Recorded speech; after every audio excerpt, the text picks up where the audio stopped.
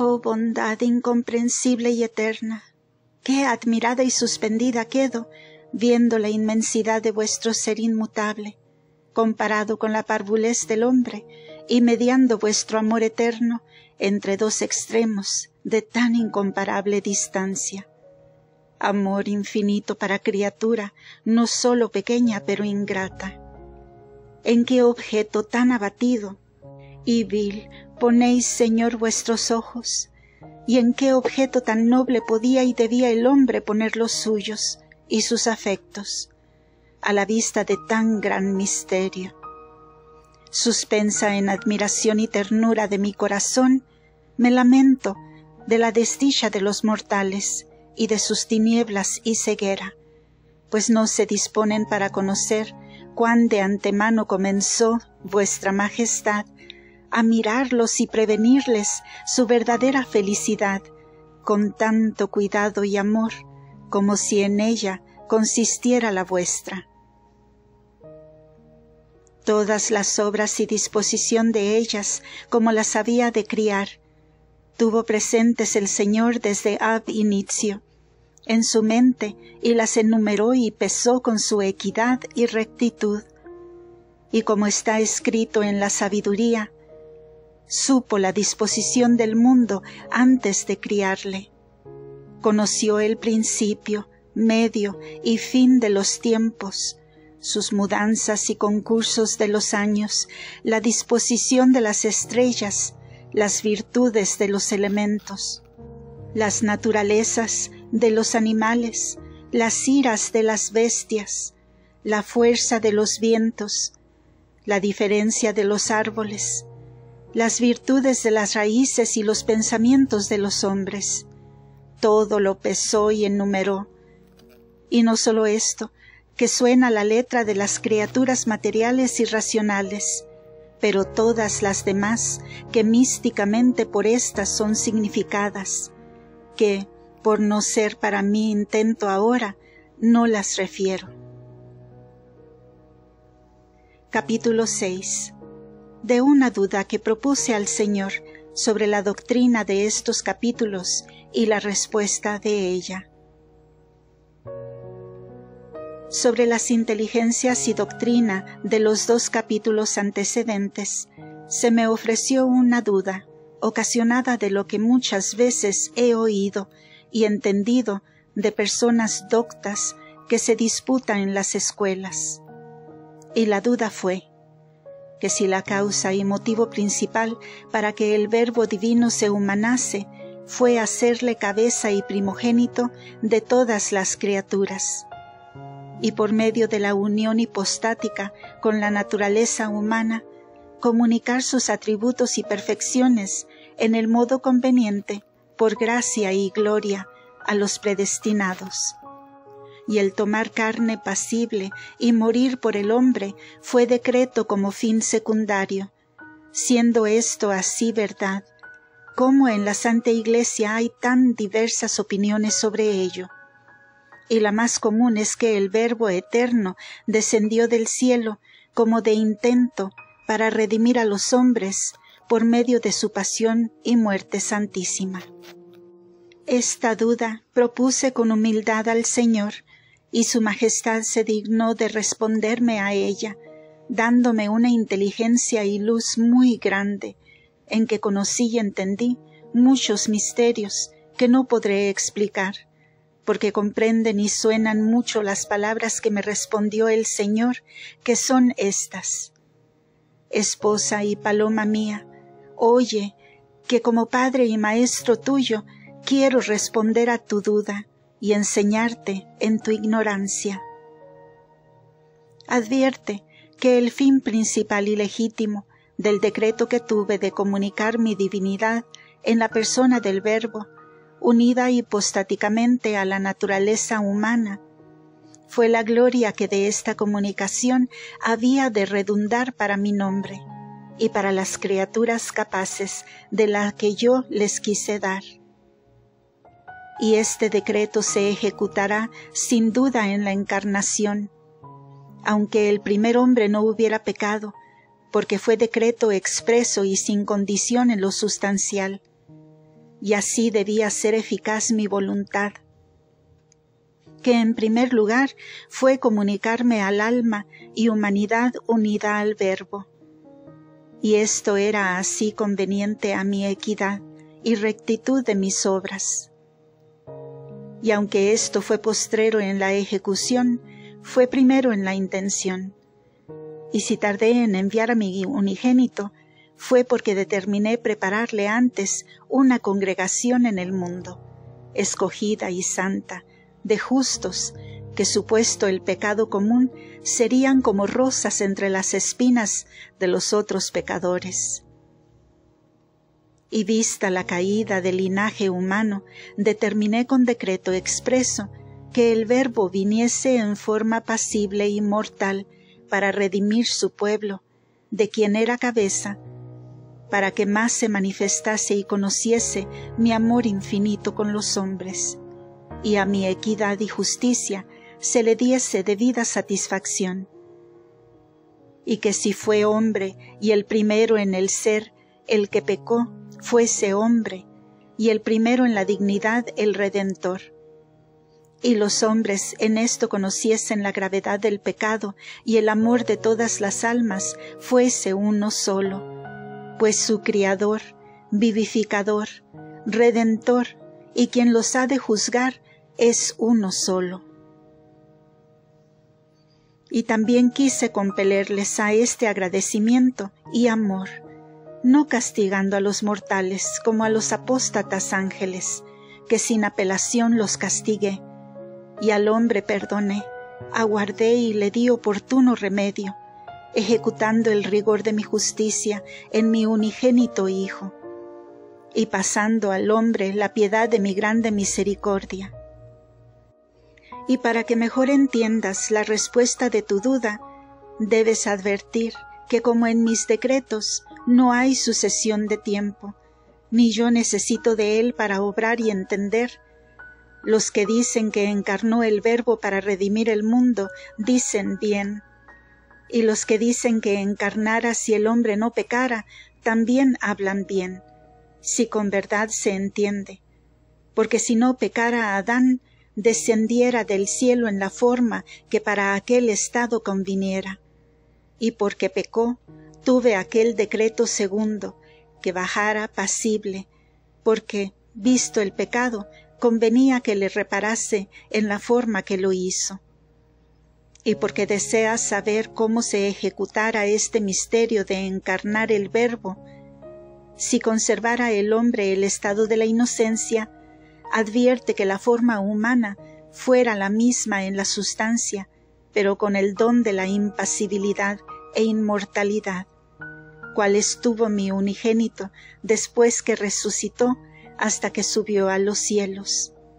Viviera y conversara con los hombres, y los misterios y sacramentos fueran a todos manifiestos.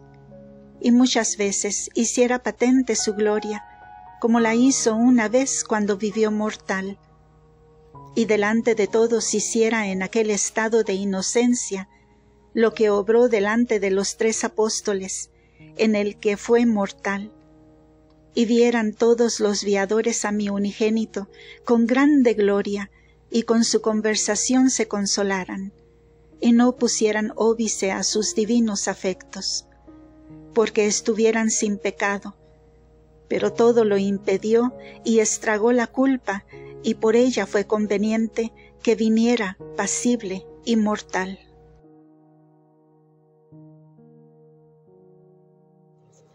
Y el haber en estos sacramentos y en otros misterios diversas opiniones en mi Iglesia, ha nacido de que a unos maestros les manifiesto y doy luz de unos misterios, y a otros se la doy de otros, porque los mortales no son capaces de recibir toda la luz. Ni era conveniente que a uno se le diese toda la ciencia de todas las cosas, mientras son viadores, pues aun cuando son comprensores, la reciben por partes, y se la doy proporcionada según el estado y merecimientos de cada uno, y como conviene a mi providencia distribuirla.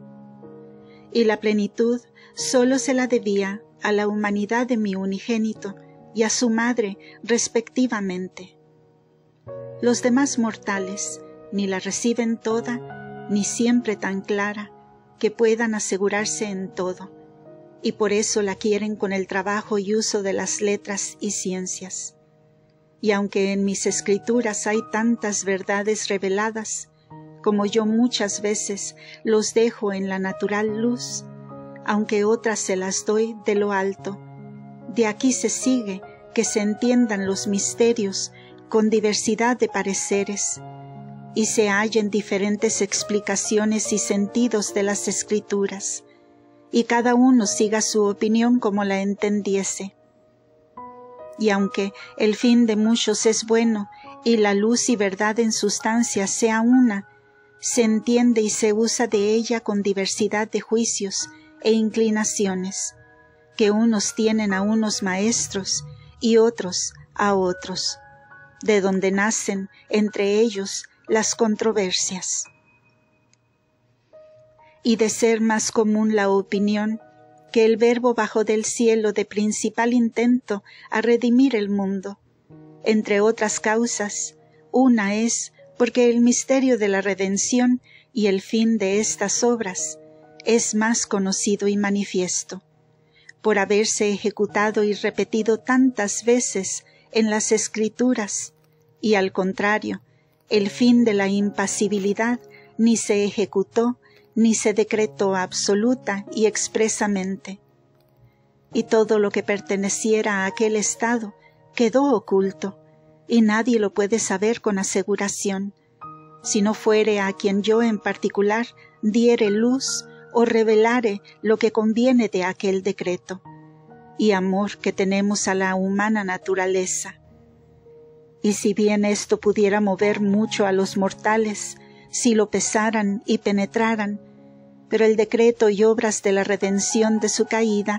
es más poderoso y eficaz para moverlos y traerlos al conocimiento y retorno de mi inmenso amor, que es el fin de mis obras. Y por eso tengo providencia de que estos motivos y misterios estén más presentes y sean más frecuentados, porque así es conveniente. Y advierte que en una obra bien puede haber dos fines, cuando el uno se supone debajo de alguna condición, como fue que, si el hombre no pecara, no descendiera el Verbo en forma apacible, y que si pecase, que fuese pasible y mortal. Y así en cualquier suceso no se dejara de cumplir el decreto de la encarnación. Yo quiero que los sacramentos de la redención se reconozcan y estimen, y siempre se tengan presentes para darme el retorno. Pero quiero, asimismo, que los mortales reconozcan al Verbo humanado, por su cabeza, y causa final de la creación de todo lo restante de la humana naturaleza, porque Él fue, después de mi propia benignidad, el principal motivo que tuve para dar ser a las criaturas, y así debe ser reverenciado, no sólo porque redimió el linaje humano, pero también porque dio motivo para su creación. Y advierte, esposa mía, que yo permito y dispongo que muchas veces los doctores y maestros tengan diversas opiniones, para que unos digan lo verdadero y los otros, con lo natural de sus genios, digan lo dudoso, y otras permito digan lo que no es, aunque no disuena luego a la verdad oscura de la fe, en la que todos los fieles están firmes. Y otras veces dicen lo que es posible, según ellos entienden, y con esta variedad se va rastreando la verdad y luz, y se manifiestan más los sacramentos escondidos, porque la duda sirve de estímulo al entendimiento para investigar la verdad,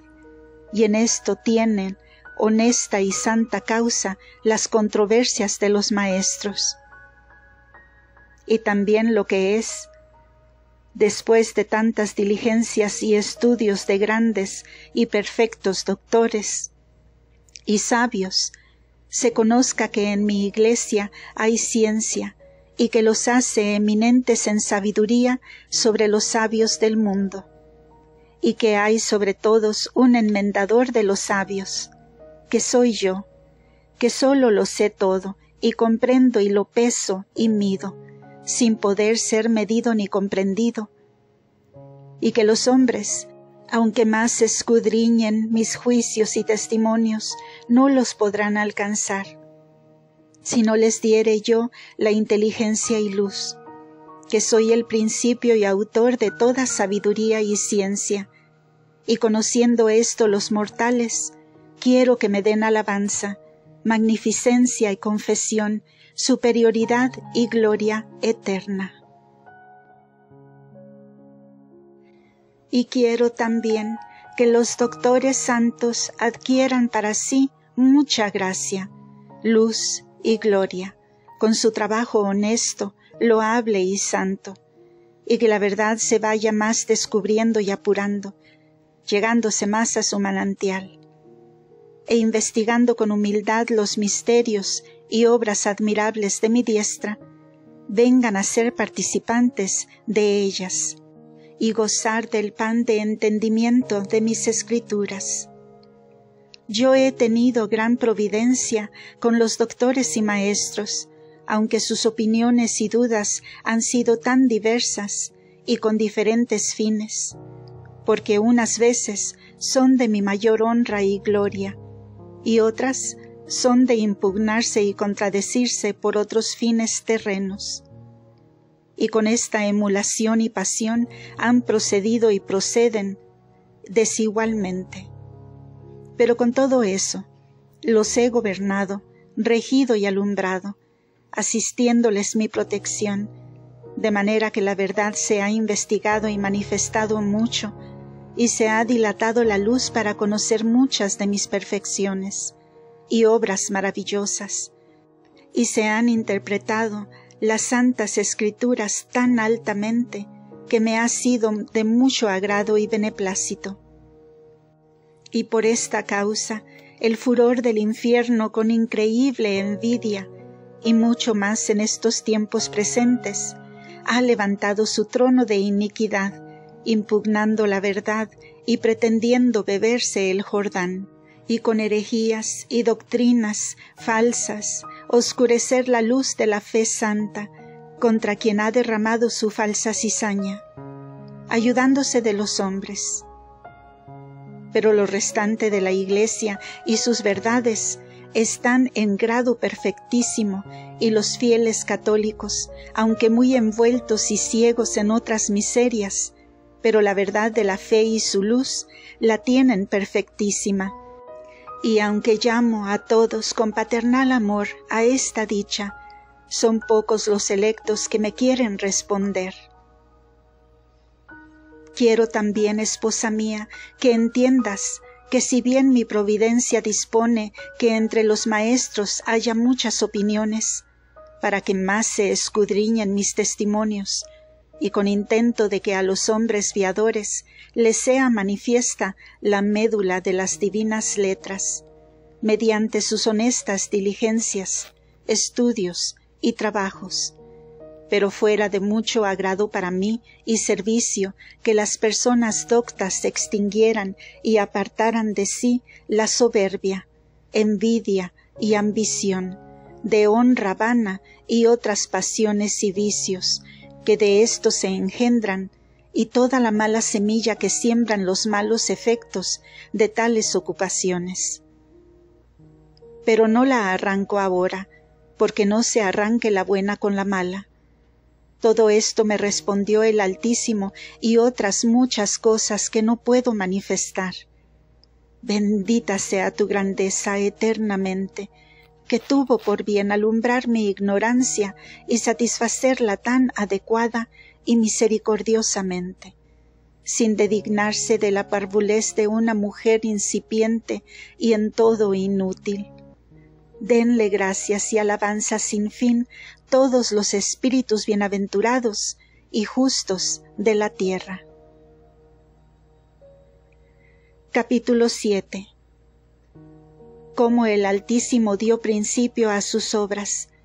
y todas las cosas materiales crió para el hombre y a los ángeles y hombres, para que hiciesen pueblo, de quien el Verbo humanado fuese cabeza. Causa de todas las causas fue Dios y creador de todo lo que tiene ser, y con el poder de su brazo quiso dar principio a todas sus maravillosas obras ad extra, cuando y cómo fue su voluntad.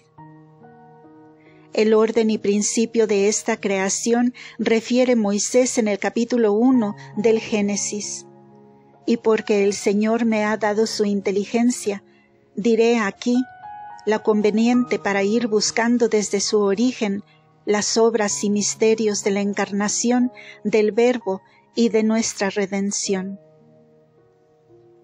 La letra del capítulo 1 del Génesis dice de esta manera: